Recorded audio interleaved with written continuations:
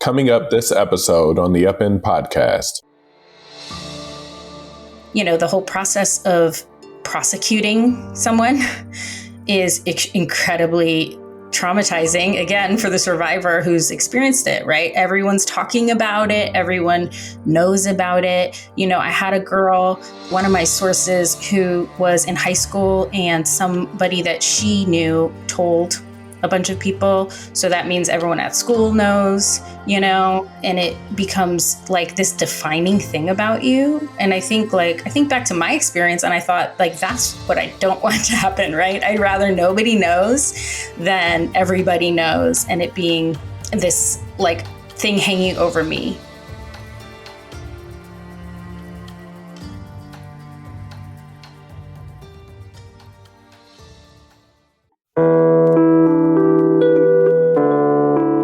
Families separated through Child Protective Services voiced their anger on the steps of the state capitol today. They say the system has a history of racial discrimination. This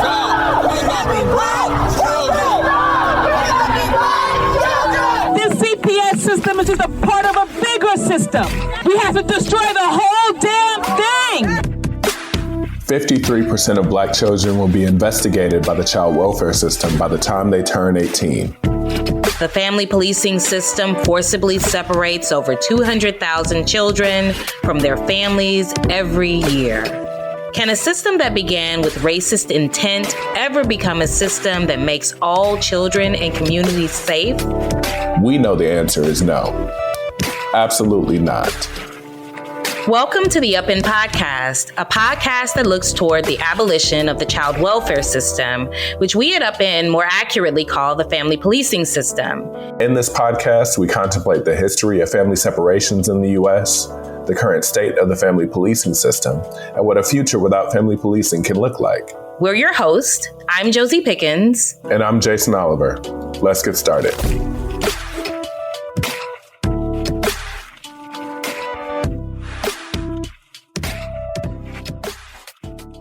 Welcome back to the Upend podcast, where we're reimagining safety, care, and community beyond punishment and policing. Today, we're in conversation with journalist and author Roxanna Asgarian, whose essay in our Reclaiming Safety series takes on one of the most difficult and often silenced issues, child sexual abuse. Roxanna's work asks us to look closely at how our systems fail survivors and how communities might respond differently with empathy, accountability, and the radical belief that everyone is capable of transformation. Roxanna Asgarian is a Texas-based journalist and author whose reporting on family policing and child welfare has reshaped national conversations about safety and justice. Her debut book, We Were Once a Family, which you can see right here, we're fans, earned the National Book Critics Circle Award and the Carnegie Medal for Excellence in Nonfiction.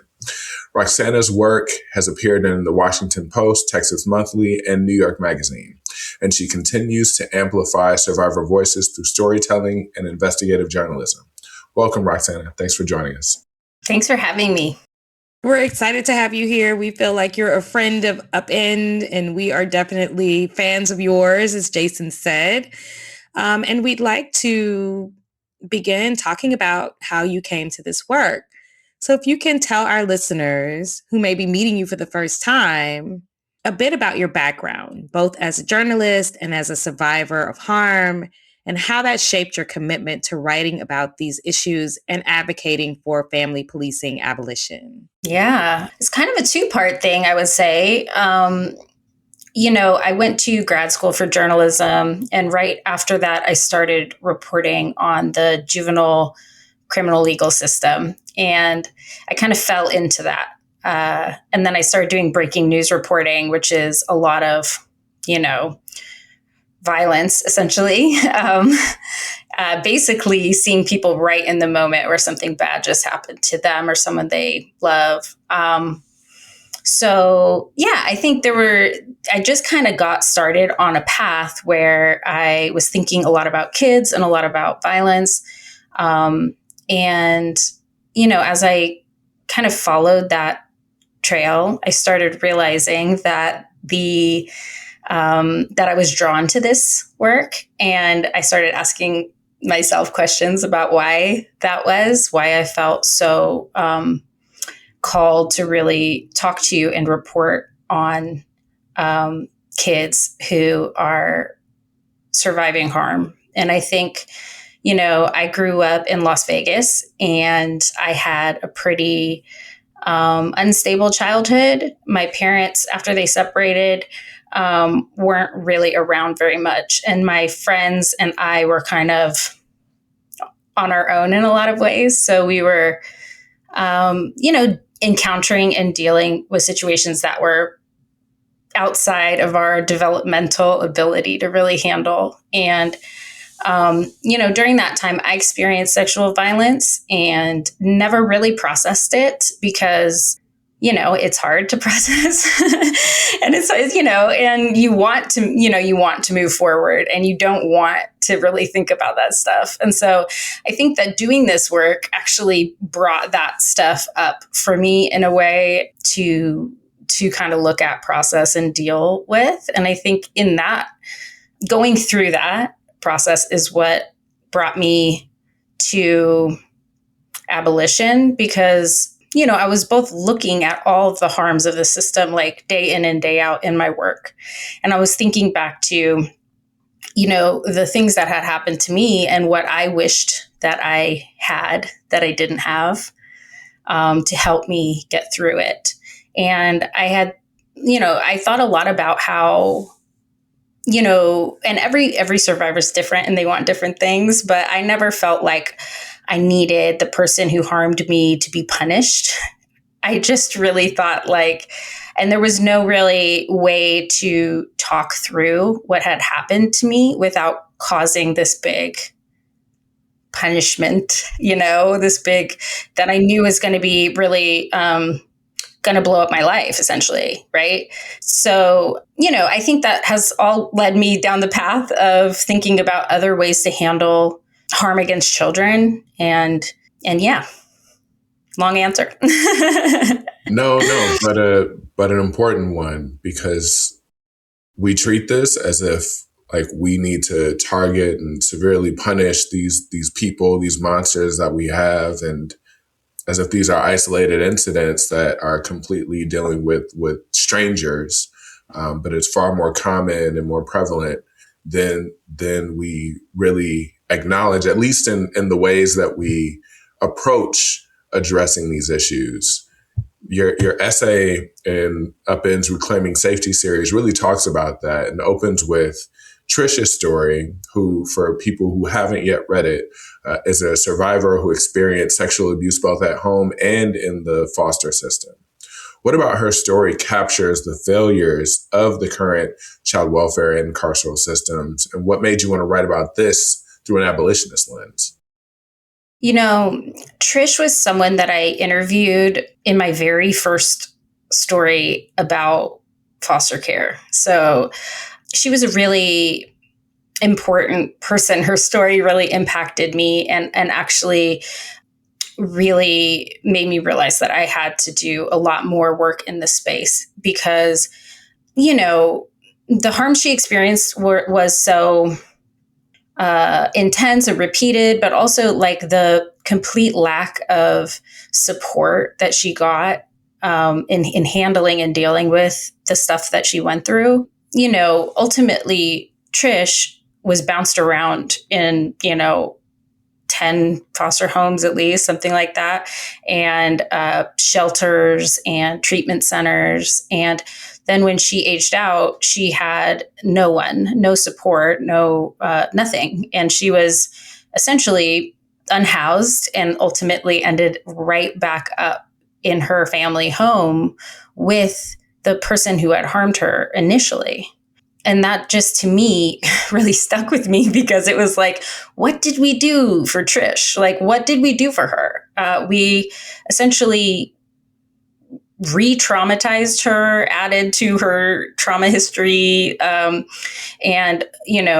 then did not give her any of the tools to move forward, right? And I think that it stuck with me all these years because it showed that what we think, for people outside of the system who maybe don't interact with it, right? You have an idea of what the system does. And I find that the people who do have experience with the system really don't really know that that's not what happens, right?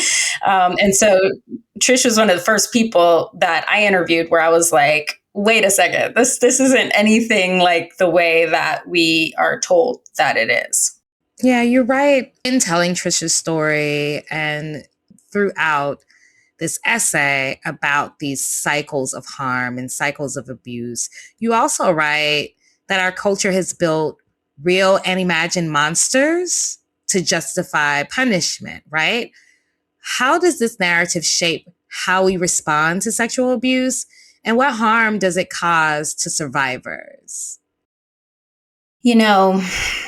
As Jason was saying, like, we think that this issue is something that just happens to other people, right? We all know about the idea of child sexual abuse, but we think it is something, I think that people talk about it with a lot of pity, right? If they talk about it at all, a lot of people don't talk about it and feel uncomfortable bringing it up. And I think it's really, really important to look at the stats, right, about just how common it is. Because it is so common. It's so common.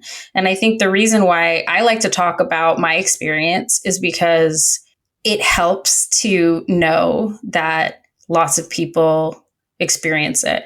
When I was young, I thought of it as like, this is just happening to me. And even something like, I messed up somehow so that it happened to me, right? Like, I really thought of it very individually. And I think that because no one talks about it, and because we have the way that we think about it, or at least in the public consciousness, is that there are these shadowy bad men, right?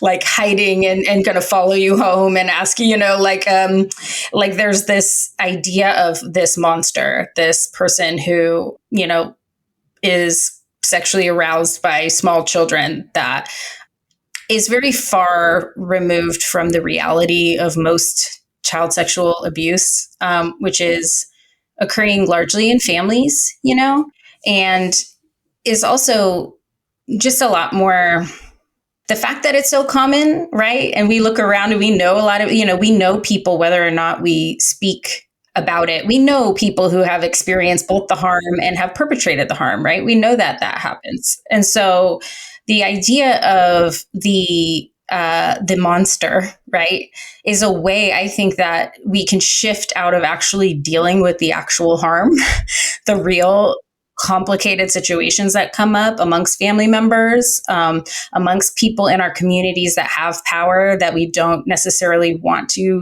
stand up against, or, I think these big cases, right, like Jerry Sandusky, right? Like these things, they're all over, they're splashed everywhere. We're thinking about it but like what that really shows is just how many people knew and felt weird about pushing up against it, right? I think a lot of sexual harm happens, child sexual harm happens, and people know about it, right? And kind of like, there's a lot of victim blaming. There's a lot of weird adultification of children, especially girl children and Black girl children, right? That kind of makes it sound like what's happening is not sexual abuse, right? And I think the way we talk about it confuses the issue and makes so many people who have been harmed not even understand how to like own or acknowledge the harm that's happened to them. Yeah. That you're getting at a point about agency, right? And like the ways that everybody in this process gets dehumanized, not just the harm doer, perpetrator, but also the survivor getting dehumanized in this. And what they want or what they believe isn't really a factor in how this ends up playing out. Many survivors in your essay say they want to be believed and listened to and to have choices, right? Just a broader array of options to pull from, to not have to like Trish had to just go back to the home with a family member who harmed her because she didn't really have any other choice after aging out of the system. Why is survivor agency such an essential part of safety here? What might it look like in practice? Yeah, I think it is absolutely crucial. And it's something that very rarely actually comes up when we're talking about child sexual abuse and child sexual harm. The agency of a survivor, I think everyone's agency is important, right? Because we're all human beings and we all deserve dignity and autonomy over our bodies. But I think for survivors, that autonomy has been violated, right? That agency has been violated. And so to have your agency denied when it comes to your own trauma is incredibly re-traumatizing, right? It's compounding the harm. And I think for a lot of the survivors I spoke with for this story and throughout my career, because it would come up a lot, even when I'm not necessarily reporting on child sexual abuse, right? A lot of people have these experiences. And I think something that a lot of people said that stuck with me is that, the abuse was terrible, but the reaction from their family members was in some ways worse because it felt like a betrayal to them. And it made them feel ashamed. A lot of survivors have experiences of not being believed or being blamed, right? Saying like, making it feel like it was that it was their fault. And I think that is a very common reaction. And it essentially says, what happened to you doesn't matter, but also like my bond, like if you have a bond with a family member, right? If your mom doesn't believe you, like if anyone, your mom doesn't believe you, right? That is a whole other core wound in your life and its own, unfolding that comes from it. And I think that the other option, right? The other reaction that a lot of people experience is that they are believed, but they're kind of eclipsed by the process. So, the parent who's told or the person who's told gets really angry and wants to react with violence, or they call the police and then all of a sudden nobody has any power to influence how things turn out because the protocol is the protocol and the cops are after what they are after. The whole process of prosecuting someone is incredibly traumatizing, again, for the survivor who's experienced it, right? Everyone's talking about it. Everyone knows about it. I had a girl, one of my sources, who was in high school and somebody that she knew told a bunch of people. So that means everyone at school knows, and it becomes like this defining thing about you. And I think back to my experience and I thought like, that's what I don't want to happen, right? I'd rather nobody knows than everybody knows and it being this like thing hanging over me. Right. And I think that the agency piece is like, we have mandated reporting. So it's very hard to even talk about it, even with someone who wants to be supportive and helpful. Like, say you want to tell your counselor, you want to tell your therapist, like they are required to report it. And if you're not ready and you know that would happen, a lot of young people disclose to their friends, like disclose to other young people, other minors. And thankfully I had people that I could disclose to and who I could at least talk through it with, right? Because otherwise what's happening? You're just holding it on your own, Yeah. And you're continuing to talk about these cycles of harm, right? The harm in the experience with sexual abuse, sexual violence, and harm that comes after, in so many different ways, as you just demonstrated through this storytelling. Can we discuss how shame, secrecy, and silence feed intergenerational cycles of harm? Like, what have you learned from survivors about how those cycles can be broken, especially within families? Yeah, shame is such a huge piece of this, and it's huge for everyone, all of the people involved, right? It's one of the major things that people who are survivors have to work through, but also, the person who did the harm. It's a when everyone, they are thinking, if anyone knew this about me, they would think I am a monster, right? And often people who are perpetrating harm have also experienced harm. For sure. And so there is this another cycle of shame and harm that goes into that. Totally. And I think that, shame is a corrosive thing, and it eats away at your self image. And, I particularly think that for men who have this so much around masculinity kind of foisted on them, that the shame of surviving sexual abuse is really acute. And also that because of that idea of masculinity being so threatened or feeling so important to maintain or something, that definitely contributes to being, and in this piece I talked to a survivor who was also a person who became someone who did harm to another person. And he talked through that with me, and he talked through like being needing to prove, right, that he was like manly, contributing to the things that he did that then gave him more shame. So that, and then what do you do with that, right?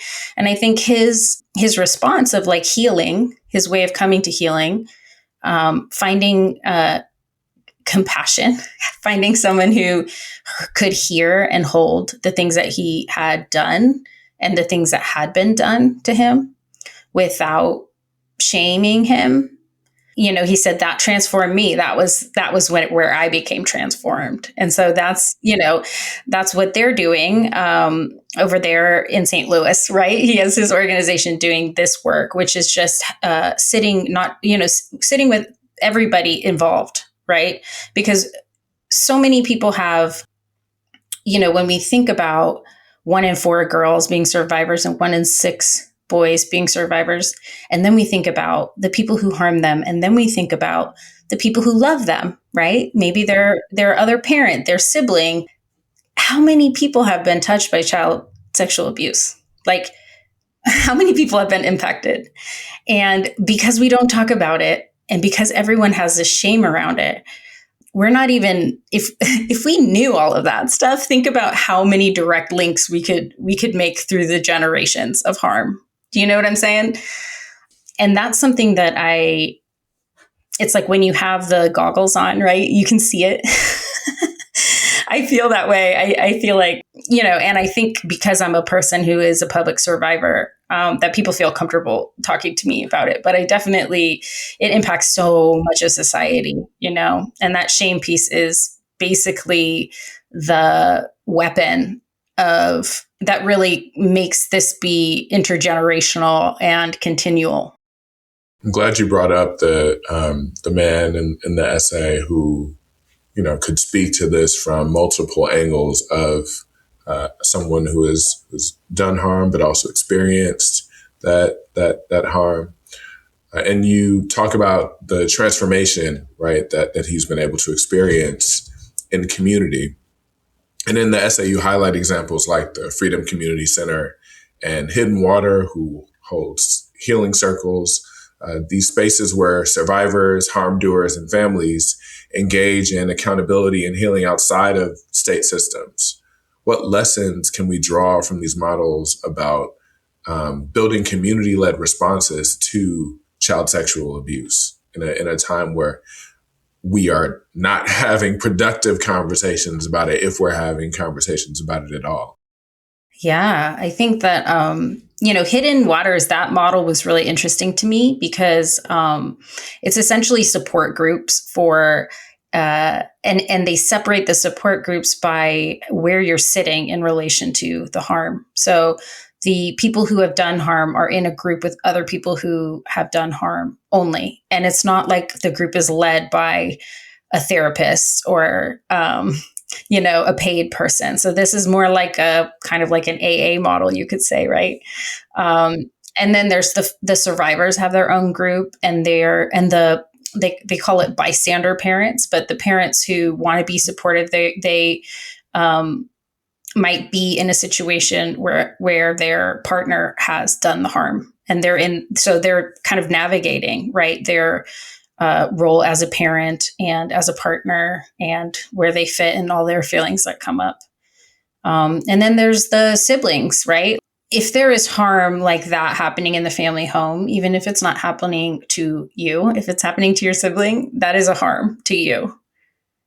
And all of the resulting, because a lot of these times, the families who come to this program are really stuck in their identities, right? Like a lot of survivors are really angry at their bystander parent, right? Like, why did you not protect me? And why did you not believe me?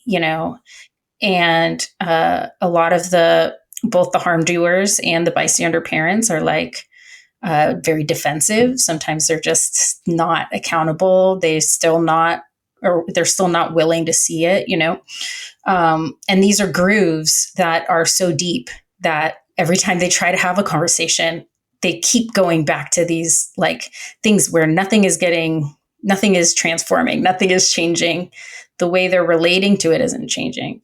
And so these circles where it's just the people who are like you, who have had your similar experience, it can be really powerful, because even for the most defensive person, when you're hearing other people who are in your position handling it differently, or talking about how they sort of changed the way they thought about it or came to a different place with it, that can soften you up without the need to be so defensive that comes up when they feel like they're being accused of something, And so that was really interesting to me, because I had wondered this too, right? Like, there is the carceral response, but then there's the other piece, which is that nothing happens, right?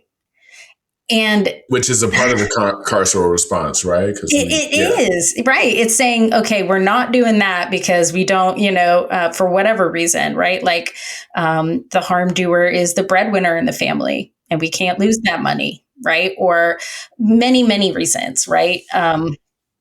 A pattern of intimate partner violence is another one, right? Like where a mom doesn't have the ability really, or to see it and, to be protective. Like, those are things that are really common. And like, when nothing happens, that's just as bad. When nobody does anything, that, again, it's like a compounded harm. And so it's interesting to think about ways where you can engage with people and with accountability that is, and the point isn't necessarily to make everybody like, nobody's perfect, and these situations are really complex and often intergenerational, and it's really hard to solve this, right? It's really hard to solve, but it's like, it's interesting. Definitely not a plug and play type of situation, right? Absolutely not. And you see, that's something that is, I think, that makes it so, to make the cycles keep happening, is adding in all those layers of complexity, and those things that you can't forgive, or that you can't admit to. So I think it's interesting to hear about any kind of way that people are working towards changing the response. And I think a lot of that is trial and error. And I think a lot of people are scared to try things. Which is terrifying. Yeah, which is terrifying. Yeah, the stakes are really high. But you know what? It's not working, right? Like, what we're doing is not working. So you do have to try things if you're going to find any other way. Unless we think it's okay that people are, the average, what's the average age of people disclosing child sexual abuse, like in their 50s, right? It's like people in their 50s. That's so when I heard unless that, we're okay with that status quo. Yeah. Yeah. And when you're in your 50s, you've likely, if you were going to have children, you've likely had your children and raised your children. Right. And if you're just disclosing, if you're maybe just processing what happened to you, how can you sit with this? If your child comes to you, if you haven't done that, if you haven't processed it. We hope you're enjoying the Up In podcast. A quick note, Up In is funded through the generosity of people like you who believe that ending the harm of the family policing system will help us create a safer future. If you're enjoying this podcast, we hope that you'll consider donating to our work. Visit upinmovement.org/donate for more information.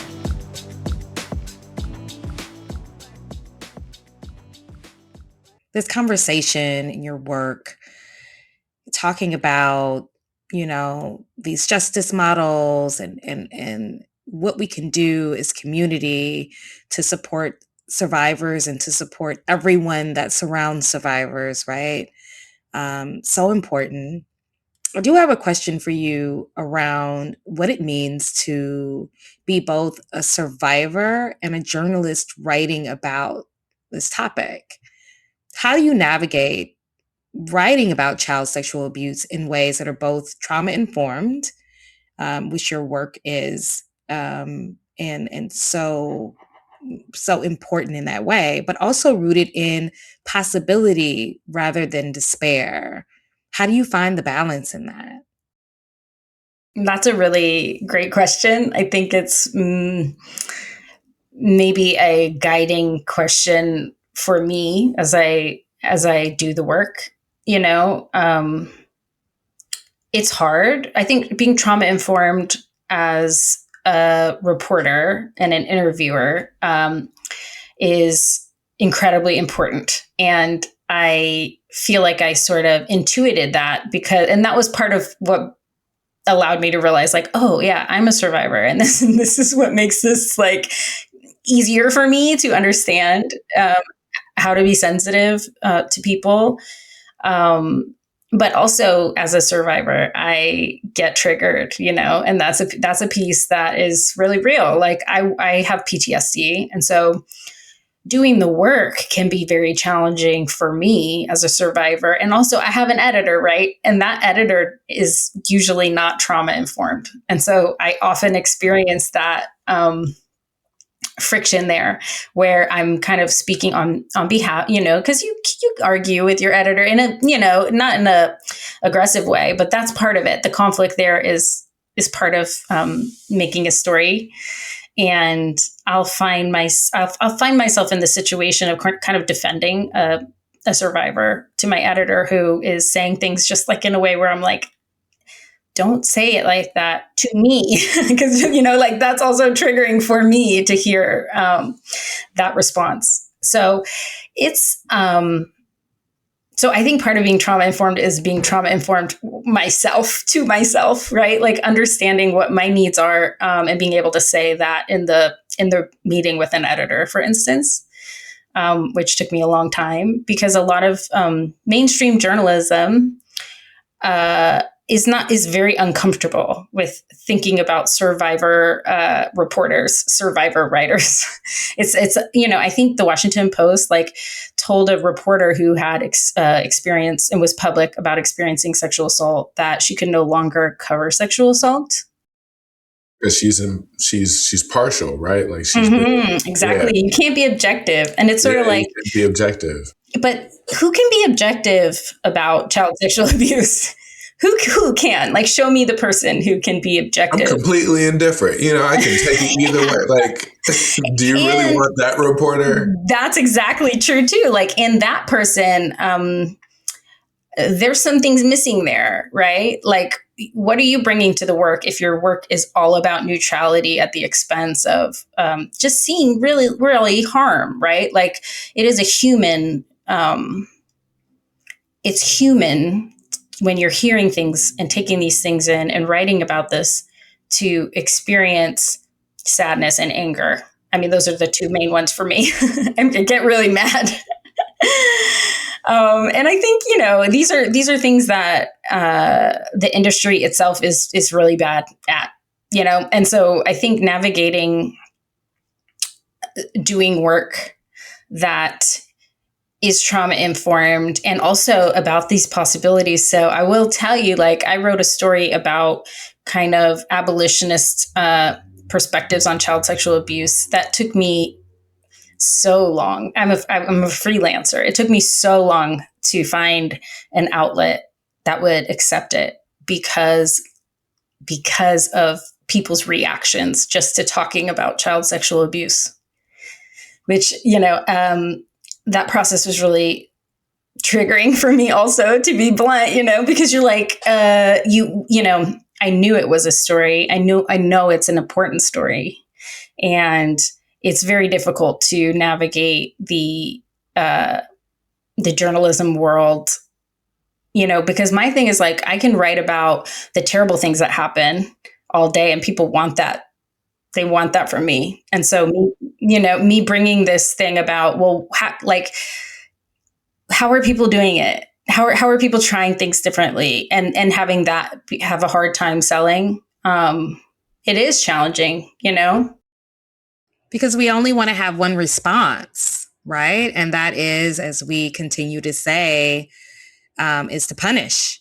And so trying to have these conversations and present these conversations through an abolitionist lens just seems impossible. It's difficult to speak. It's difficult to hear. Everyone would just, first of all, rather not even talk about this at all. And especially not talk about, well, how do we create transformative, care-centered spaces for everyone involved, as we said earlier, right? For those who have perpetuated harm, for those who have experienced harm, and those who have experienced harm, in many cases, it's everyone involved, everyone in the family in some way or another, which is why, this is how the series of Reclaiming Safety came about. And as I continue to think through all of these questions that we're attempting to answer, the question around child sexual abuse is the one that seems to be the most challenging to push through. So if someone was to ask that what about question to you, and I know that you've offered so much of the answer in your responses to all of our questions, what would be a very straightforward and clear answer to how does abolition solve and fix this problem? I think first and foremost, abolition allows us to talk about the problem in a new way, allows us to talk about the problem in general, right? We, like you just said, people don't want to talk about this. This touches something in most people, like an instinctive, no, thank you, right? I think if you engage with abolitionist principles and you think about ways of dealing with harm that aren't carceral, it allows you to address all of the nuance of situations that happen with individual experience. And it allows you to center the people who have experienced the harm. Because right now in our society, we do not do that. Survivors are secondary to punishment. And survivors are bearing the brunt of the load of society's inability to look at the problem, which is a systemic problem. It is not the survivors. Survivors are carrying the burden that everyone else refuses to acknowledge. This isn't a beat that reporters seem to really be picking up. I don't see a lot of mainstream publications that are covering.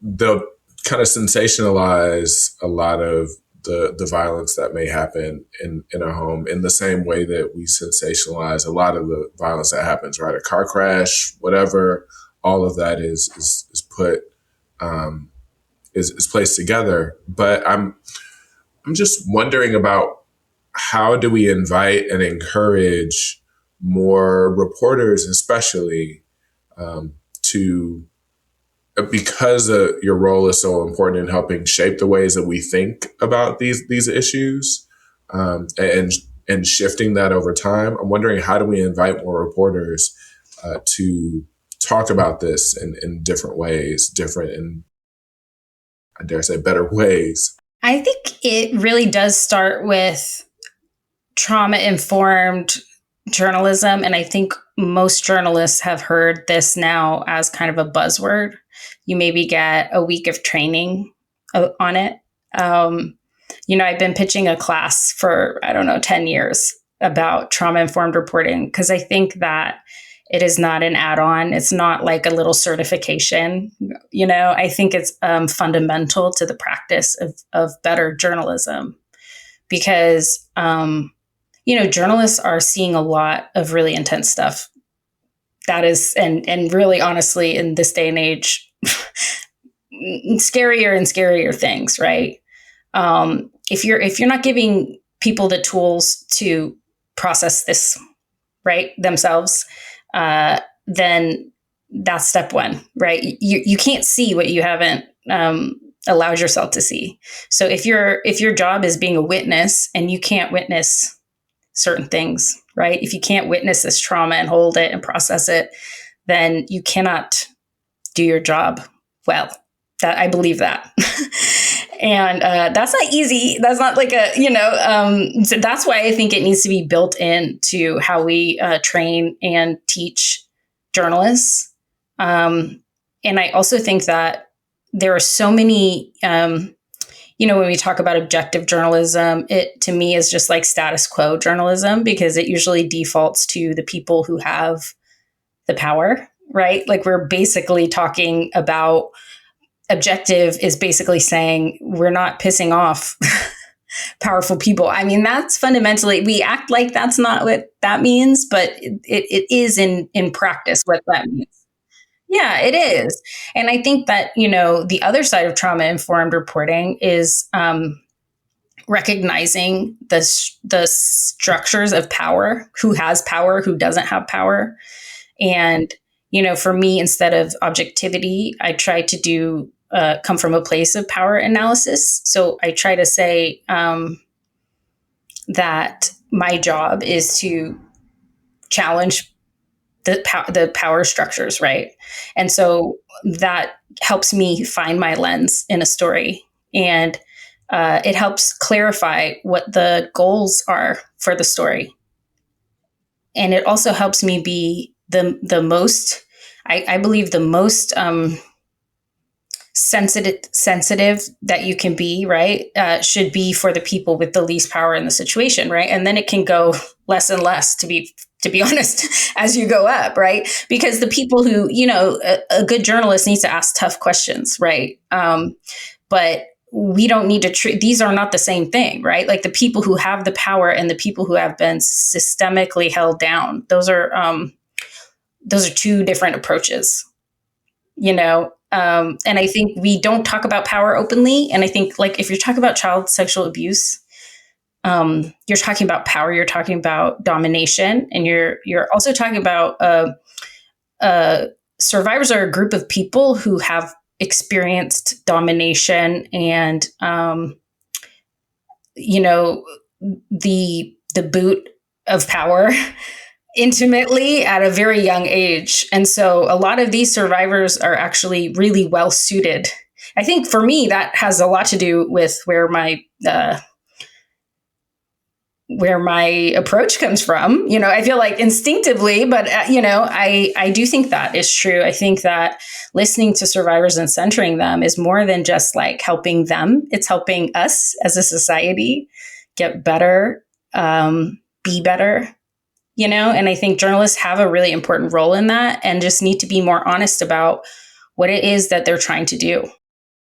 Where do you feel like we should be focusing our lens as observers, whether we are, in terms of this power analysis, like where do you feel like we should be kind of focusing our lens more directly as observers, whether we're both journalists or just everyday people who care about these issues.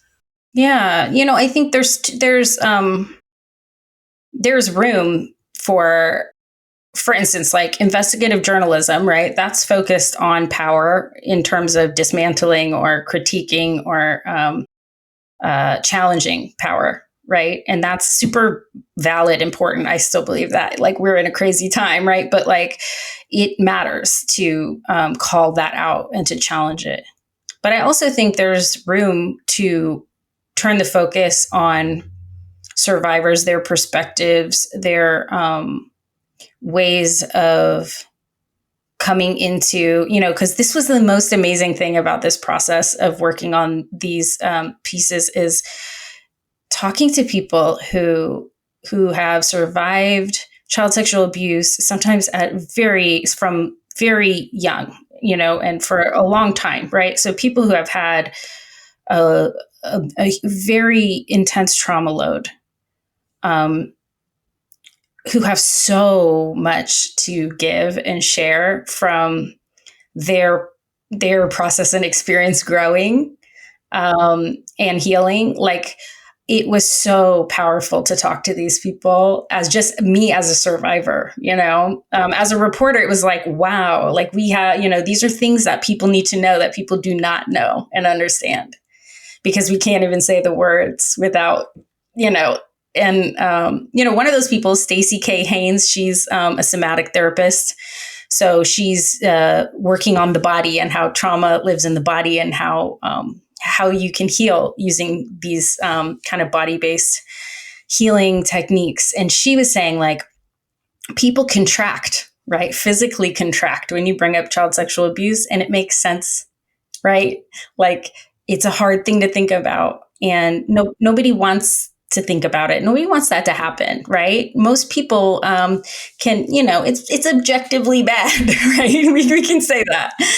But she's like, how do you maybe there's ways that you can get to this place without encountering that immediate block. In the story I worked on for the New Republic, I basically didn't say the word abolition.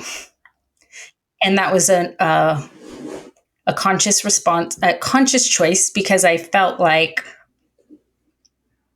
if I explain abolition from the perspective of survivors, people might actually take it in. But if I say at the top line,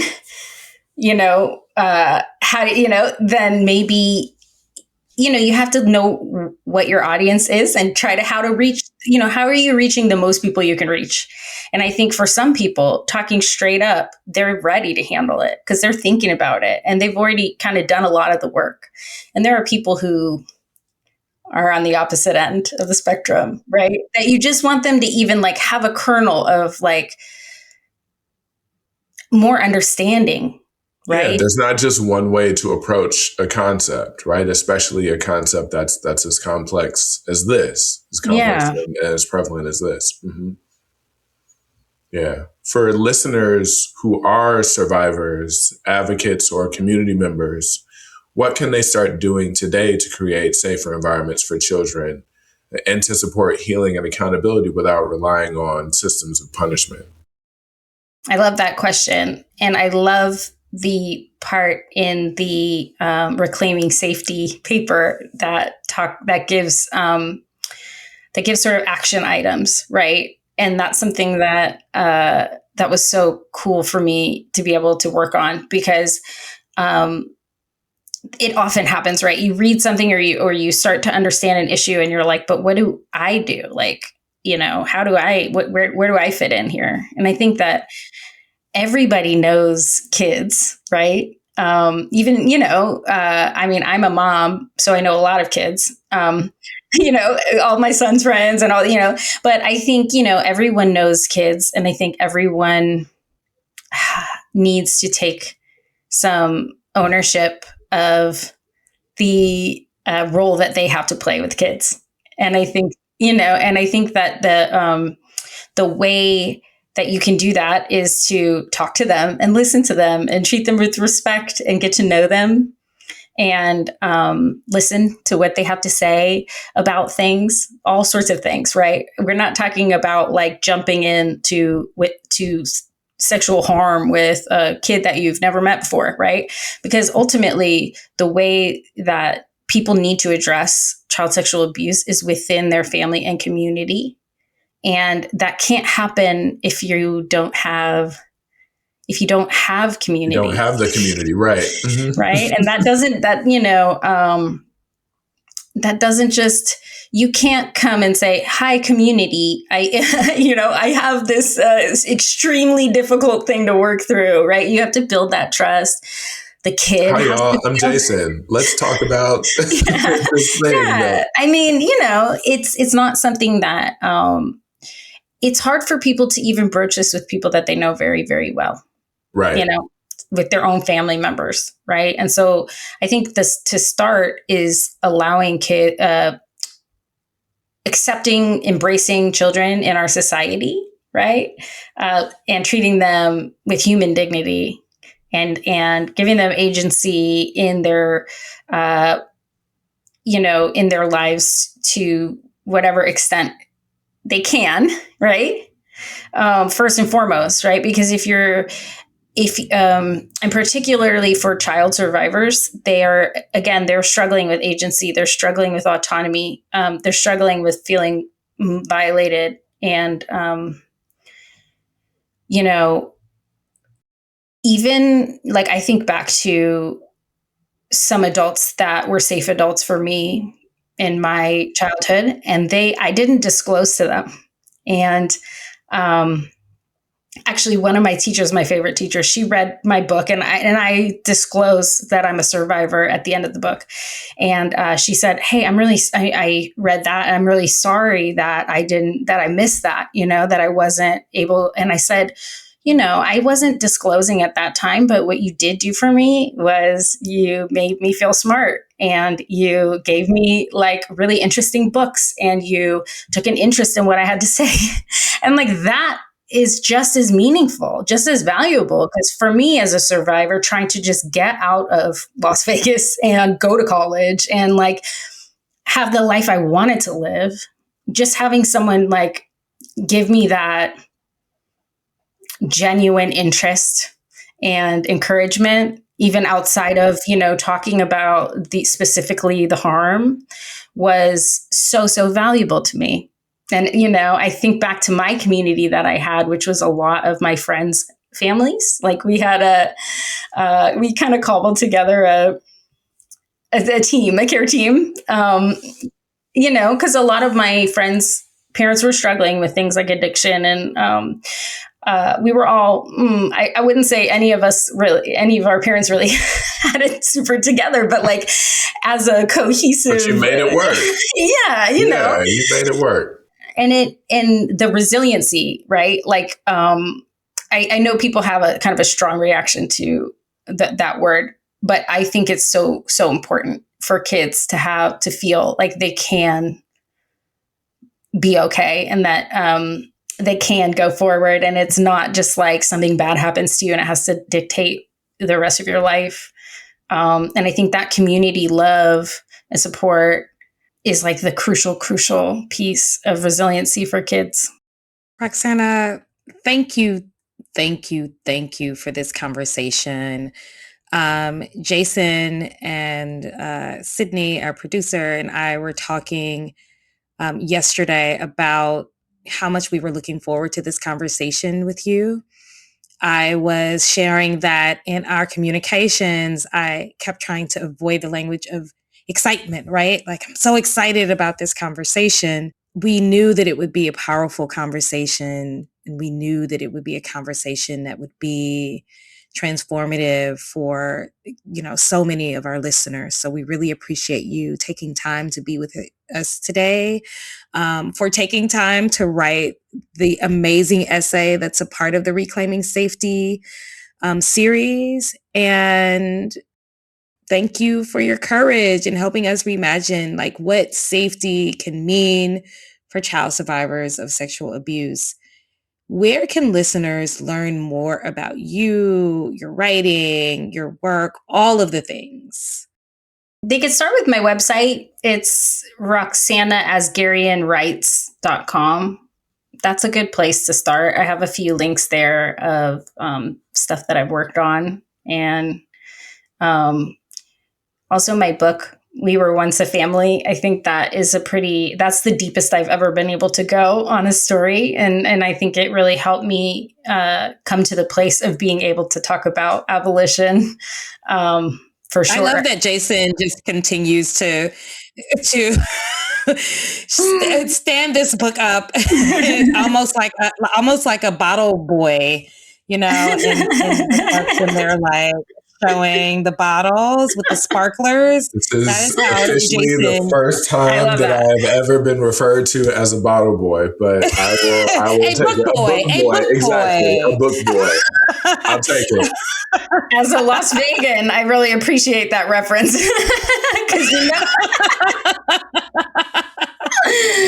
But also thank y'all. I really want to thank y'all because the work that you're doing is so important, and also giving people the chance to think through this stuff is really, it's rare and it's valued, and I think it will be valued for a long time. So I really appreciate y'all.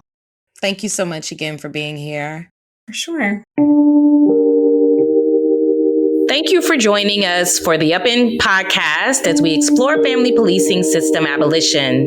To learn more about Up In and our work to strengthen families and communities, visit our website at upinmovement.org and follow us on Twitter and Instagram at Up In Movement.